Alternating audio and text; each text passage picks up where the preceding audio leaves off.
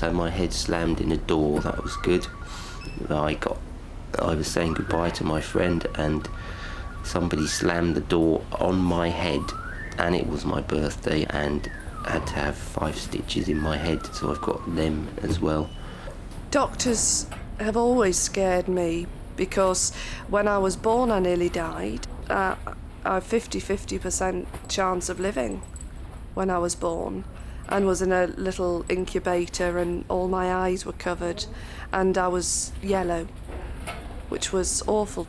I've got a scar on my elbow and a scar on my other elbow and a scar on my knee. I had an eye operation quite a few years ago. I flew very quickly after I'd had the eye operation. And a scar on my other knee, my tongue, my head. And it was a real concern. I shouldn't have flown because it put too much pressure behind the eye. I don't think I've got any other scars. Not physical ones, mental ones, obviously. I've got a lot of them, but you can't see them because they're inside my brain. No, because it's the animals, they don't talk These are about children, because we haven't got much time left. Come on! I'm watching you. Half an hour's gone, you haven't done nothing. The thing about being in a lab is you're your own boss. You're free to sort of run several things at once, and it's a very sociable atmosphere in many labs. Yes, and ours was a important. great place to work. And in some labs you can have music playing, because a lot of what you're doing isn't using your brain at the time. I feel that if I've given my best performance and it's a good one, then obviously I get the reward, the pat on the back, knowing that you've tried to do your best for your coach. They've given you the training, the least you can do.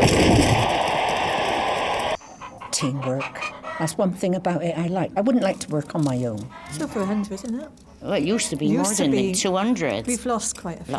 Because we're all getting older now, look. I think we should all be in clinical trials. We have a moral obligation. Fortunately, I've never been asked, but I take so many drugs anyhow. I am a clinical trial. It can be stressful, yes, as a runner, because you strive to... When we work in a factory, we are looked after, aren't we? We have the dentist, the chiropodist, chest x-rays, get all our injections done and everything, without even going out of the factory, which is good. You start Monday, Tuesday, you do mornings. Wednesday, Thursday, you do afternoons. Friday, Saturday, Sunday, you do nights. But you don't have done this, you don't know if you're coming or going. Every 2 days, you've got to change your sleep pattern. It's awful. It is very repetitive. Oh, yeah. It's very repetitive. The foreman's always watching you. But we couldn't wander about. We can't wander about. But if we make a mistake, then we will be severely reprimanded. When I retire from racing, I don't even like to think about it. I feel that each day I can run, touch wood with injury-free conditions, then I'll run till I drop. Tactics are very important in a race. I'm terrified of retirement. Terrified. I really like my work. And I don't want to retire now. I think Feng Shui should be introduced to all office environments. Can I just tell you something? That's not a human hair on the back of a mouse. That is one of the most grotesque misrepresentations that I know. It's a piece of cartilage shaped like a human ear, put into an epithelial covering. It's not a human ear. What? The sound of the sea. Definitely. It's the sound of the sea. I find it really, really peaceful. Most pet shops are quite loud because they have birds in and they're always sort of singing, if you can call it singing. And there's lots of cages.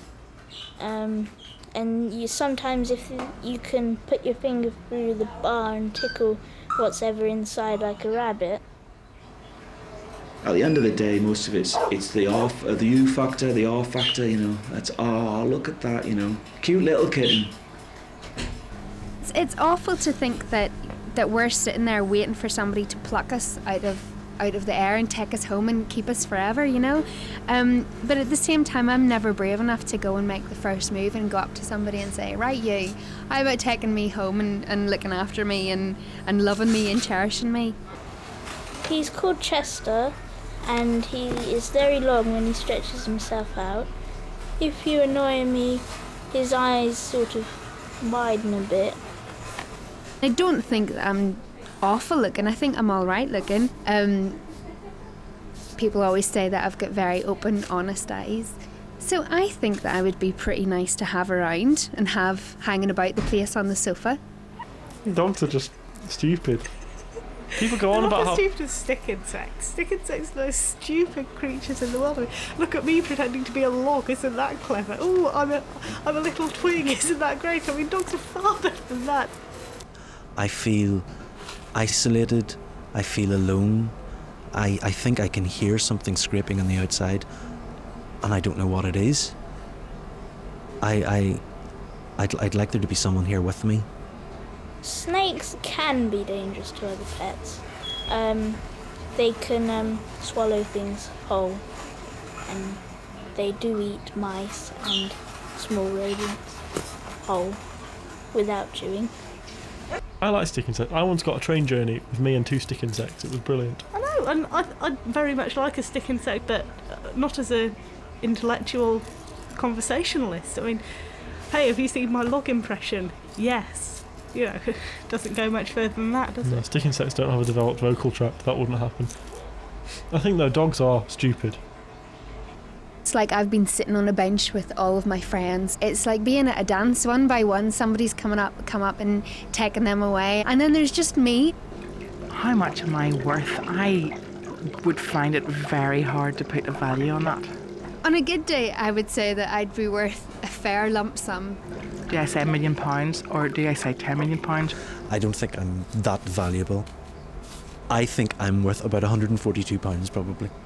At the end of the day, if you're the right person, you can buy me for 10p.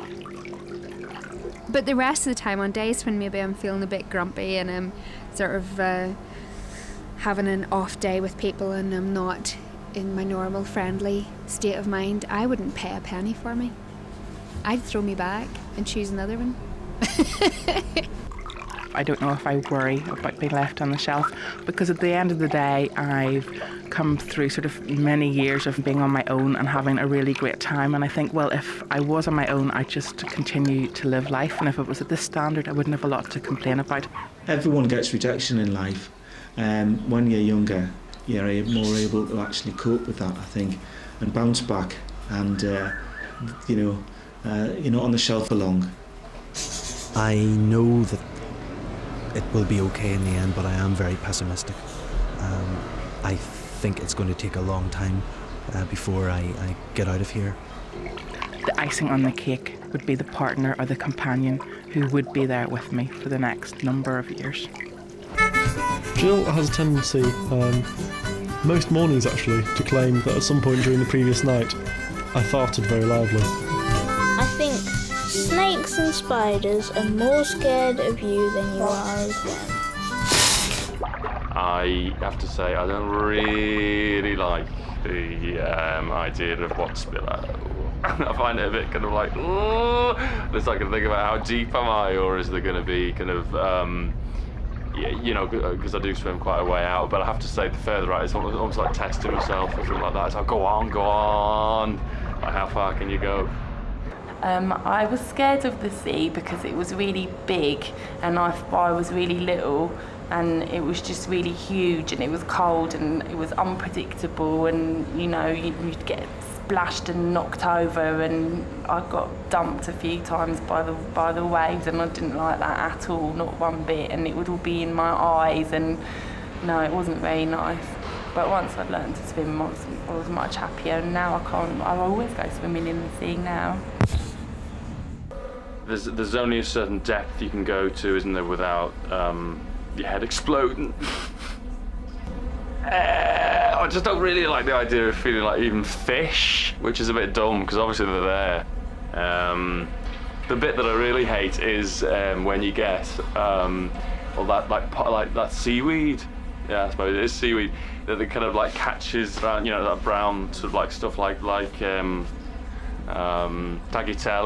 but instead they kind of like wraps itself around. That's when I get a bit freaked out, and I kind of think I'd rather be in a swimming pool.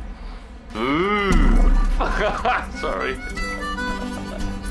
The difference between me and a monkey would be mainly that monkeys,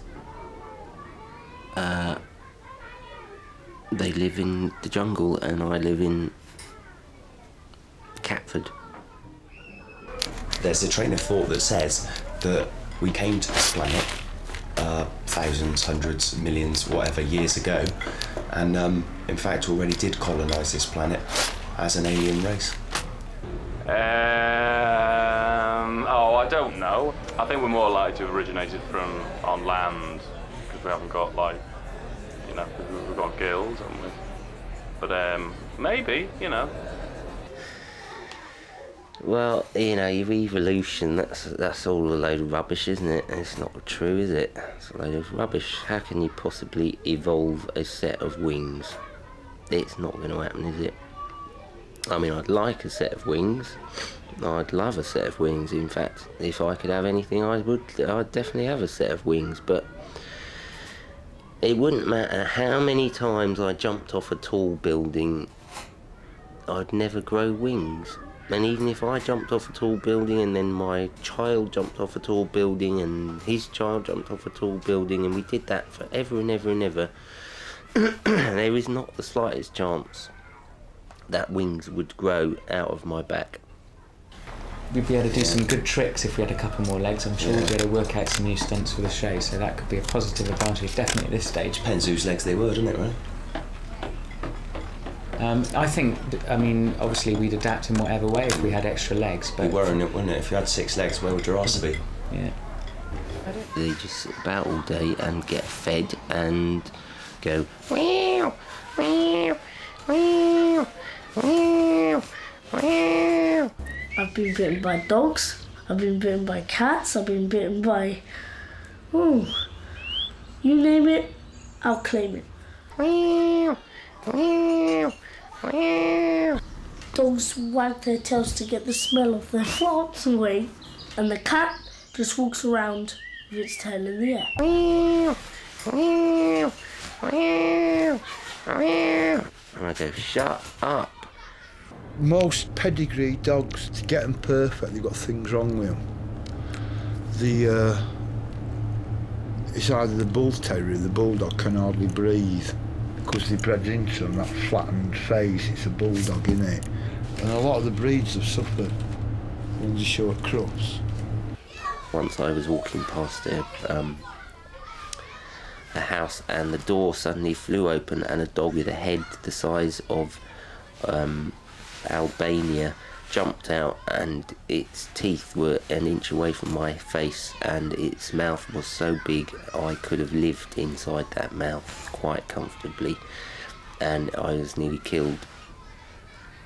There's always an argument, isn't there? And sometimes even the turkey ends up on the wall. I think even if you hate turkey, you've got to have it at Christmas. I think it's the law. Delicious turkey. Turkey butties, a bit of stuffing on it, you can't beat it. A bit of cranberry sauce on mine. No, you can't beat that. As I get older, I like hearing Christmas carols, and that's quite nice sometimes. But if it's cold at Christmas and there's snow on the ground, it's lovely that side of it. It's best if you're a kid, because then you ask for something. Like the new underwater man with the special tanks on his back and the flippers, and instead of that you get this big chemistry set and you're 6 years old and you've got 50 test tubes full of chemicals to play with, and you look at it and you go, oh, thanks. It's nice giving things. I came across an old saying. I love old sayings. They last because they're true. The grasping hand is never full. To be full, the hand has to give. The county show is a social occasion for people who live in the countryside. They bring their best farm animals to the show to compete with each other. And it's generally a big social occasion where people meet together and they go and have a look and chat. It's all good fun, really. Well, we're very fond of the Bath and West because they always make you welcome, and here you get free straw for the cattle, and everybody is helpful, and you get paid for the milk here, which you don't at some shows, and it's nice to meet your friends. I wouldn't say it's a great social side to rabbits. Well, no. You do meet a lot of... meet a lot of people. We're all friends because we're in the same club. Yes, Yeah.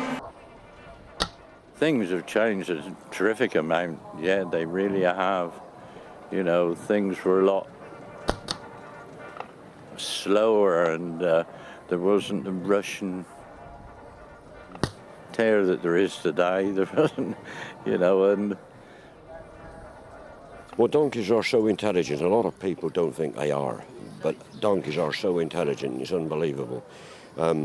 They're almost as intelligent, I would say, as a dog. We got one donkey that came from the middle of London. That got too much for his owner. We've got another donkey that came from Ross-on-Wye. We've got another donkey that's came in with another donkey, and then we've got another donkey that came with the little donkey that we've got.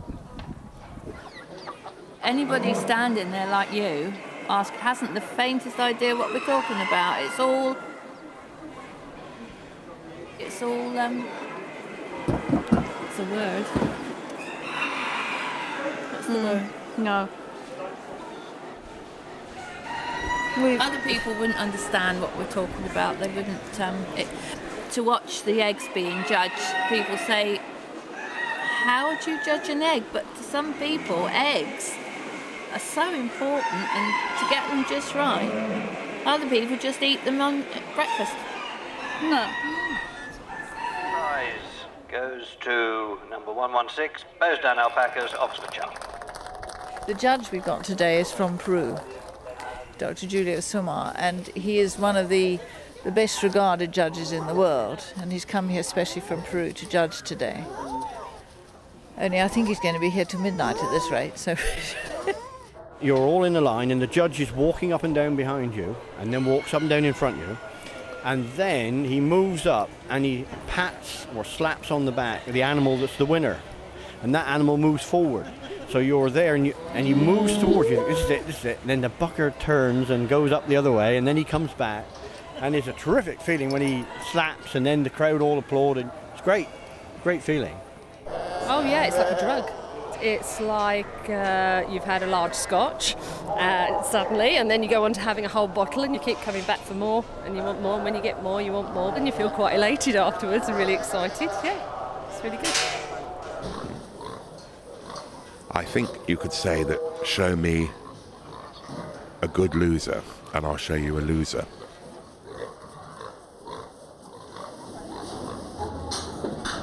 If you keep waterfowl, number one, you're going to need a pond. Especially if you keep white ones. But if you ain't got a pond and you've only got little dishes and buckets, then everything's all mucked up. And then it's 10 times more work. A little bit disappointing in the results because the best eggs for the show were actually duck eggs, and I did really well with my chicken eggs and got lots of prizes, but I've been beaten by duck eggs, so it's a waterfowl against chicken, which is disappointing. You're trying to maintain a standard to get the ones which will go on to the next stage of breeding, and so it's constant selection towards perfection. Breed like rabbits, forget it. Hell no. All the pigs here, of course, are pedigreed. We can go back generations. A pig without a pedigree is just a pig. And there's no problems with the confirmation that any aspect of it. The animal is a well-conformed animal. You do occasionally get people cheat. They use the same eggs for more than one show, or use them for quite a few shows in some cases, but you normally get caught out if you cheat. They hard boil the eggs so that they don't go off and use the same eggs again and again. Or buy them. Yeah, there may be people that buy them. I don't know. I don't buy my eggs personally. I No. No. Into eggs, no. Not I've at all. Never shown eggs. Only when I was forced to once. When you're checking out the competition, you wait until they all go back to their truck and trailers for their evening meal or whatever, and then you come up and have a good look round late at night in the twilight hours.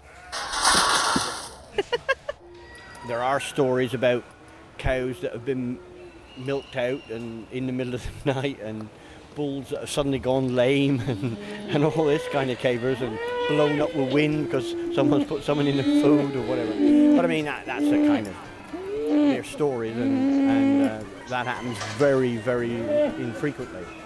We've had one or two very slight instances over the last 5 years, but in the old days, when there was... I'm just giving an interview to a gentleman who's doing a TV series, Carl, and I'll give you a ring right back, all right? Okay. Sorry about that. So how many chicks have you hatched then, do you think, over the years? Hundreds and hundreds. Hundreds, haven't we? Mm. And they must be so tiny. It's amazing. Well, no, that's huge. I was so surprised, yes. I mean, the eggs was about so. And it came out huge. Wow. You just collect them, don't you? And once you start, yes, more appears and more you get. There's always that thing, isn't there, of families. There are bonds that are very strong and loyalties and all those things that hold the family together, and then they're usually balanced by pain and misery and I mean, I really haven't got time to go into it because it'll take all day. When I stand on my brother's toe, by accident, he tried to hit me in the head. On purpose. Like this. Oh! They just show that they love you. It's like all of them, isn't it? They all got characters and they all show that, well, they rely on you to look after them, obviously. And I only got to say, come on bedtime, and they'll come, they follow me, they go for walks. Walks, yes, walk around the fields, walk, they just follow me. Not very good at swimming. I just sink. Don't know why that is. I do though, it's true, because people say if you lie on your back you float. Well, you don't. Well, I don't, I just sink. I love sunbathing because it's very warm and it's very relaxing, and it's almost like just being in bed really, isn't it? Except it's like having a big electric blanket over you all the time, and you go brown, and that's always good. Pollution is a problem everywhere, isn't it? I don't know. On the beach, what do you get? What pollution do you get on the beach? You get, well, too many people, probably, with worse pollution and radios. Impressions are sometimes funny because there's like a caricature, exaggerated movement of ourselves. But it depends who does it, you know, maybe 90% of times it's not good. Like when I do impression of someone, it's really bad. Like doing, you know, David Beckham. It's going on like that, you know, it's a kind of a geezer from downtown, you know, South London, innit? Yeah. Doing her just like that, shall we? Just like that. Or just like that, just like that. What I hate is when people do that bloody Taxi Driver, Robert De Niro. Talking to me, shut up! You know, it's so overdone, it's unbelievable. Kippers, they're good, and I think they sound like this.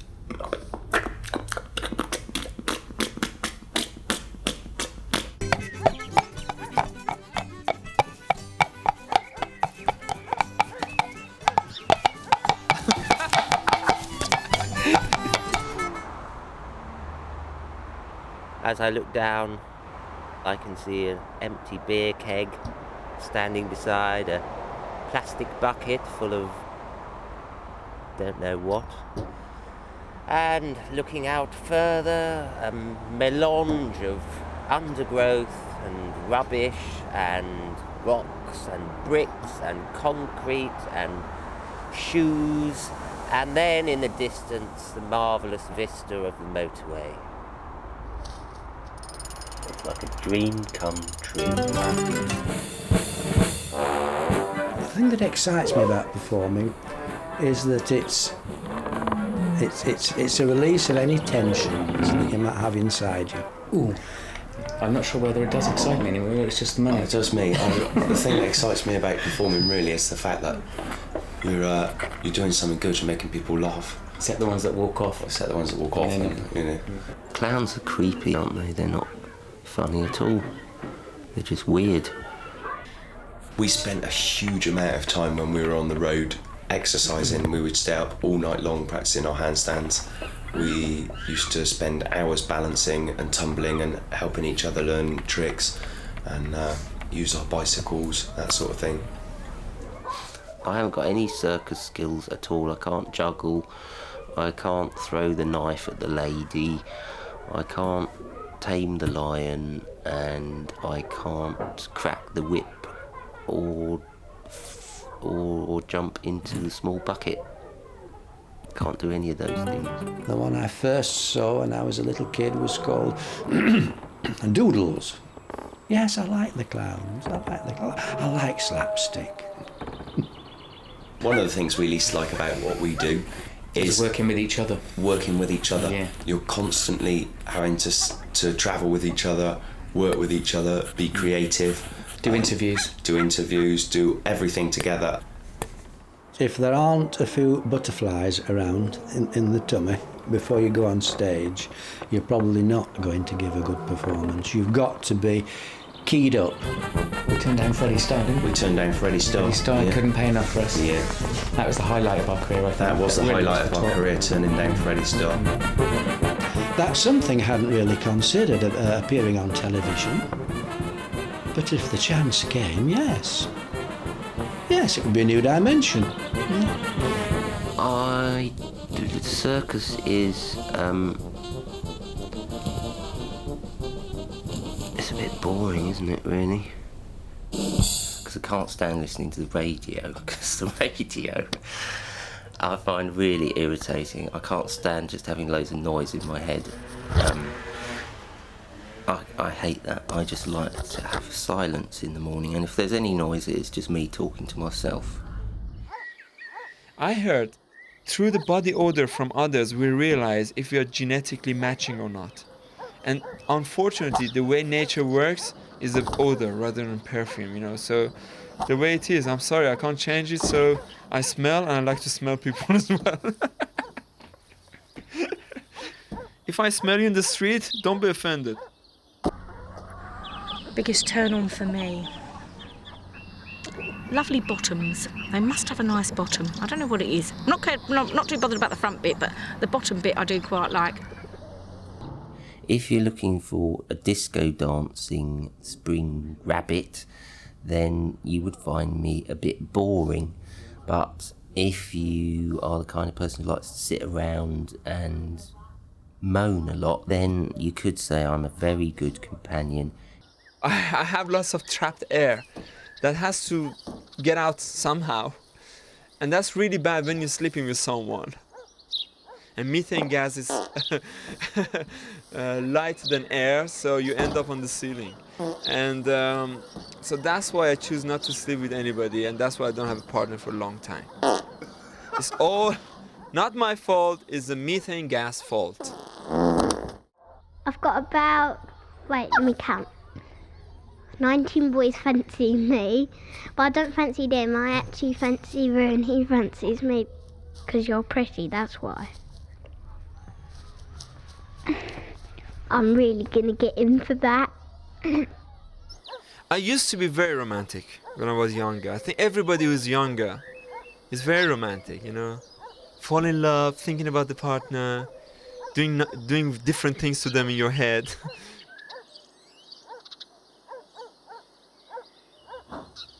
I do believe in love at first sight, but I'm not saying it does anyone any good. What happens after that? That's as much as I'm saying. You know when a donkey's unhappy. If a donkey's bad-tempered, it will lay its ears right down like that. Bad-tempered. When they're happy, their ears are usually up or slightly forward like that. But if they're laid right down like that and they're swishing her tail like she is now, that's showing aggression. But their ears have got to be down right flat on their body to show aggression. But normally they're straight up again, like hers, look. They're straight up. Or just flopped out to the side, like that. They flop them out to the side. You think they're up. But then they'll flop them out. But they're all up, pricked up, looking happy, like that. But that's the only thing, you've got to watch a donkey when she lays her ears right down like that. Don't whisper things on your nose, look, see? Oh, that was a good one, wasn't it? I always thought they were being aggressive. No, that's showing affection. Now that's something you should put your hand in her mouth, look. Oh, yeah. I wouldn't recommend everybody to do it, but no, you put your hand in your mouth. Yeah, show her your tongue. Let's see your tongue, come on. Show me your tongue, I want to see your tongue. There he is, look, I got him. Come on, I want to see your tongue. There you go, look, there's your tongue. They don't mind you doing that? No, I wouldn't recommend him, no, I wouldn't say you do it, but no, they just trust me, you see, that's what it is. What do you mean if aliens existed? Aliens do exist. Everybody knows aliens exist. I hate seafood. I really, absolutely detest it. I did eat a fish once about 2 years ago, and I think they're disgusting. I have been living here a while, so actually I find that it's quite similar in the way that there are a lot of foreign people, and the people are really friendly. So obviously I find this place nice to stay here. Oh, my daily routine, right? I get up at about 7 o'clock and I'm usually in work by about 8, and that's quite good because it's quite quiet between 8 and 9. And then I run around for about 12 hours and then come home again. You'll end up having a laugh all day because of the fact if you didn't, you'd end up crying. But yeah, it's cold, muddy in the winter, but of the summer, obviously, you know, your muscles are big. You feel a bit sure of yourself, like the old sun comes out, everyone's a poser, and yeah, you know, it's have a laugh, and then home, sleep, and that's it. That's it really, it's just, yeah, good. Do you get lots of problems with the monkeys putting cars to pieces? It depends on what mood the monkeys are in. I mean, if it's really hot weather, then you say if you see any monkeys doing much damage. Or they whip windscreen wipers off and things like that.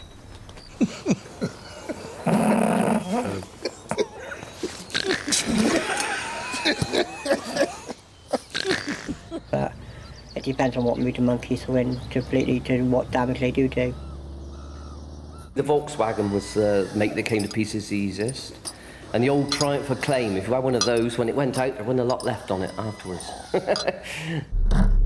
I think sort of the great apes are capable of thinking it up to a point, but they can't follow a chain of thought very far.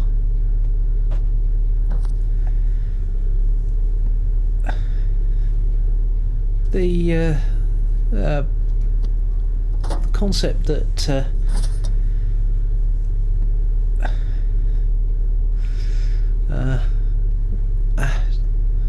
male monkeys like red coloured cars because female bottoms are red when they're in season. They sort of shine a bit more. Blank check pen, here we go. What's the matter? Sophie's eating a mouse.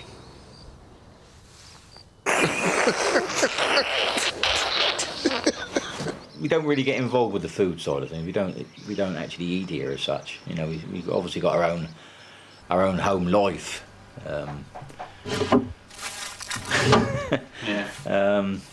We go home obviously to sleep when we've got to sleep. Specific sort of. Hello. All right. Have a cup of tea. That's right. Yeah. Come to the back door. Somebody will meet you there. Okay.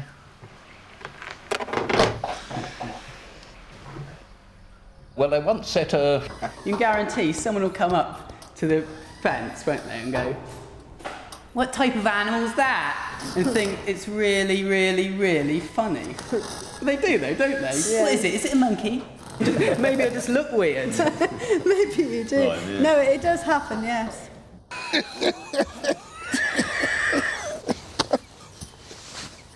We should have started this early, you know. It's quite funny. Yeah. Come on, Brian. Please stop looking at me like that. I'm not looking. How do you cope? I'm so sorry. How do you cope? Look at you making me laugh. I'm not. It's you. No, sorry, I employ artists to do all the...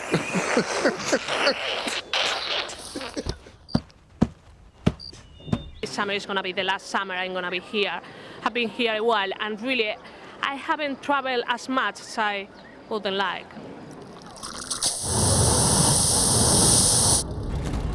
You usually got a chuck whizzing bicycle jump in that. We went to Bath yesterday. I think it's just an amazing place. Well, in my family, the habits are probably much the same as most families at Christmas, and they involve the large belly habit, followed by the large tumbler of alcoholic beverage habit, followed by the huge argument habit, followed by the early bed habit and the indigestion habit, and then the oh god, we've got to be here for another 4 days habit, and why did you buy me all this crap habit. That must refer back to the sort of gamey type of thing, bearing in mind it's only royalty that are officially allowed to eat swans. Poor old swans. And the partridge in the pear tree. It's a nice song, and it always takes you right into Christmas, doesn't it, really? Do you like it all? Yeah. I don't know if I've ever listened to the Queen give the Christmas message, but I presume she speaks in a silly voice and says a load of old guff. Ooh, I think a nice peaceful Christmas for everybody. Nice peaceful Christmas, yes, I think we'll do a nice peaceful Christmas. Yes, I think so. Enjoy your frozen food and your boring Christmas television, and think of us, sharing little tales of Christmas cheer. I hope you all have a lovely year, and, the end. Don't worry, it's only gonna be for a week or so, and then you can forget all about it till next year.